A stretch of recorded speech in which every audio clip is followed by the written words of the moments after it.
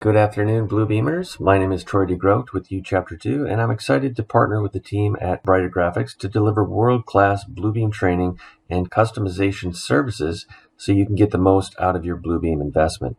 So I'm going to go up under Review to start out in the upper left corner.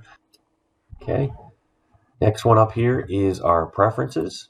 I'm going to click in here. We'll spend a little bit of time here today. If we jump over to spelling, little tip in here, we of course have our different spelling settings here, but we also have enable autocomplete. If I click on manage, a lot of times because I build a lot of custom tools for customers, I'll come in here and I need to clear different things. So if I jump into my name here, I can select my name here, I guess, go into, if I want to look at just the subject, these are all the different subject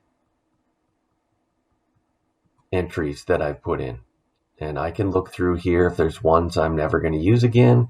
If there's ones that are spelled wrong, I can select those and clear it using the X, or I can clear all, depending on how I want to clean up this list. If there's spelling errors, it's annoying to go in there and go to enter a subject and you constantly see that one that's spelled wrong. So you can come in here and clear that from the subject so you never see it again. So kind of a cool little tip there. You can clear all of those different categories of the different settings and entries that you don't need anymore. I hope you took some notes. I hope you enjoyed the detailed introduction of parts of the interface in Bluebeam Revu.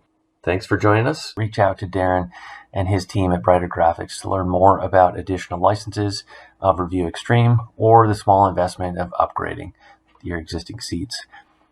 And as always, if you have any questions regarding training or customization services for your company, don't hesitate to reach out to our team as well.